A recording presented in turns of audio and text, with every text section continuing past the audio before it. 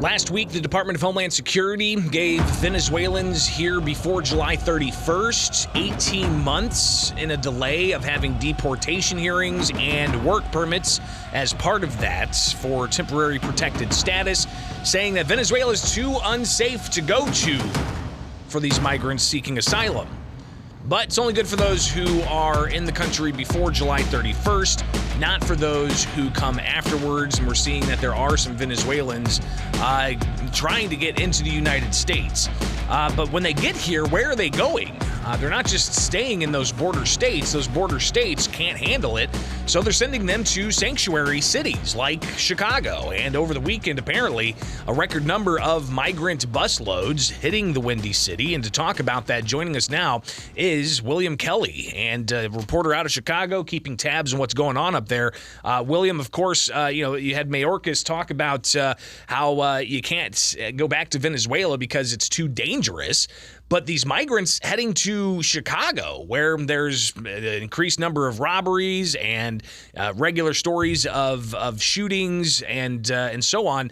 So give us the latest here. How many migrant buses arrived in Chicago over the weekend? Good morning. Not come to Chicago because it's too dangerous. When does that headline become the new norm here? We had 12 buses of migrants arriving in Chicago this weekend, which is the largest number since this migrant crisis began. The real headline is that it's out of control. This is the United States of America, right? This is what I'm hearing. This is what people are saying to me, people, residents, business owners, and law enforcement, that the situation is out of control. Okay, it would be bad enough if it was somehow being controlled, if this was somehow being managed correctly, but it's out of control. William, really quick here. I mean, you've got, of course, the migrants buses that have come. We've got 14,000 in Chicago already, 5,000 of them being given temporary protected status, and then you've got who knows how many of those are going to be able to get work permits, those Venezuelans covered by this. But 14,000. You've got stories now of the tens of millions of dollars of costs for the base camp tents, the traveling nurses. I mean, one viewer on YouTube highlighting that recent CBS story, and I know NBC's reported on this as well. Traveling nurses making $20,000 in a month, right, if not more, for taking care of some of these migrants. How is Chicago going to be able to afford this? Well, we can't, and we don't have really official numbers of the number of migrants, where they are, how much any of this is going to cost, is costing. As a reporter, for decades, this was it was at least reliable that you would get a number, that there would be some accountability where this money was being spent. And, the big idea coming out of City Hall is a tent city. We're going to set up tents for migrants.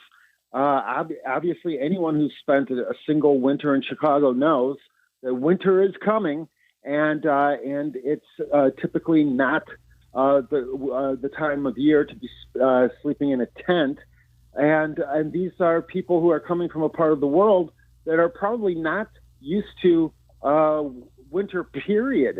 They're not winter weather. These are not Swedes. These are not Nordic. People from let's say Iceland or Norway or Denmark. These are not people who would probably embrace the idea of sleeping in a tent.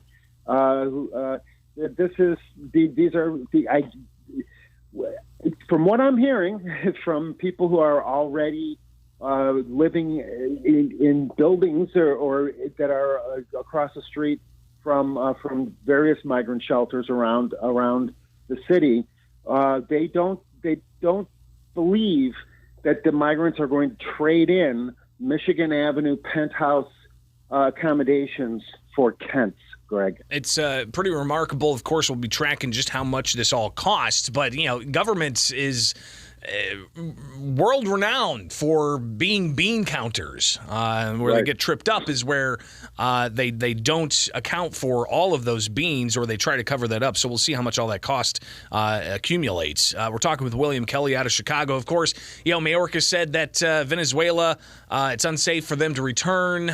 But in Chicago, what's the safety like on the streets? More stories of robberies? Well, if we were dealing with one crisis, that would be bad enough. We seem to be dealing, or I should say not dealing, with multiple crises. Overnight, and this is a regular feature now, we have numerous armed robberies. And they all seem to take place. Many of them are taking place in the same areas: DePaul campus, downtown, North Side, where 12, 20 people are robbed. In some cases, within an hour of each other. The gangs of robberies. That the robbers are described as 13 to 18 years old, African.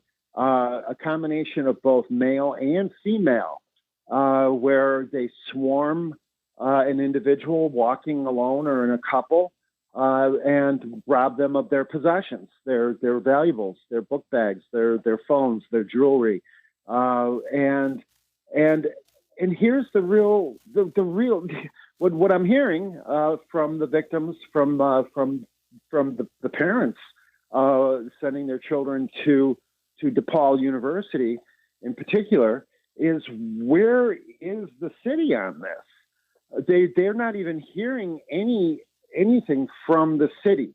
They're not getting the kinds of security updates that we were. I went to school obviously in the city.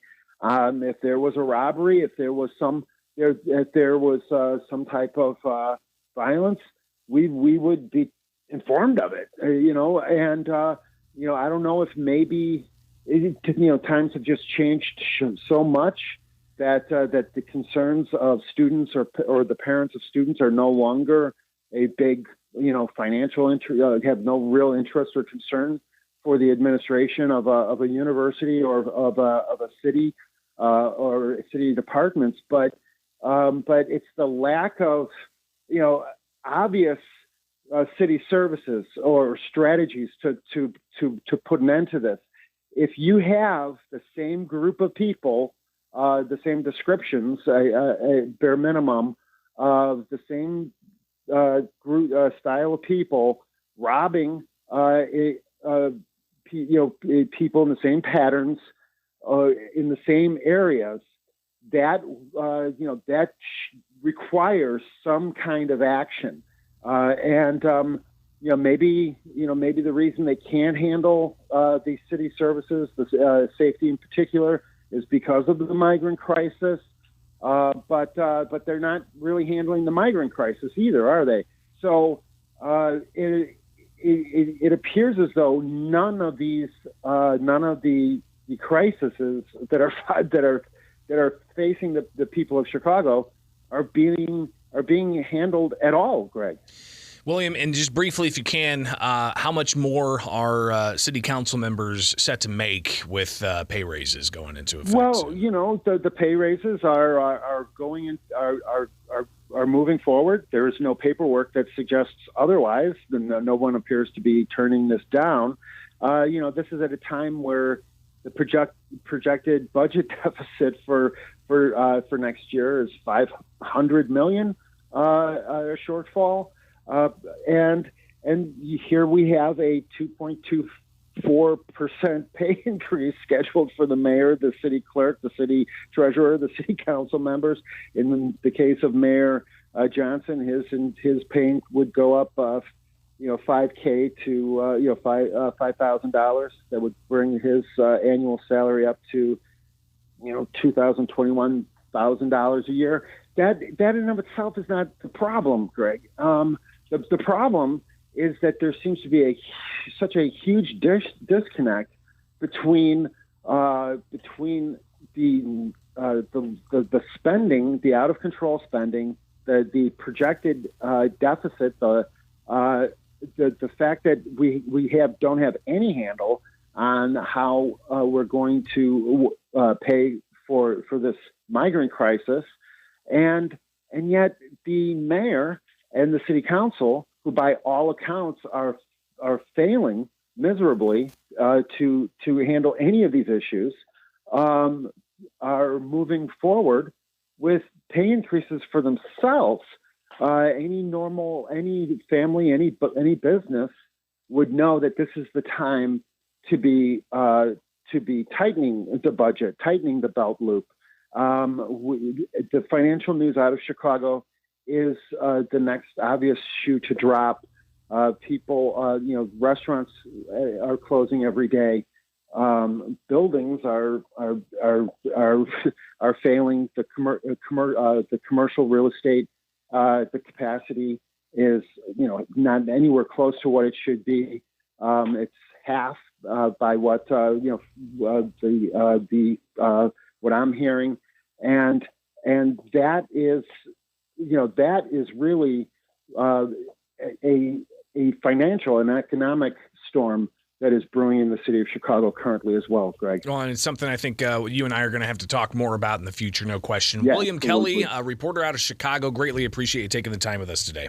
God bless you, Greg. Thank you. It is Springfield's Morning News on 92.7 WMAY, Springfield's news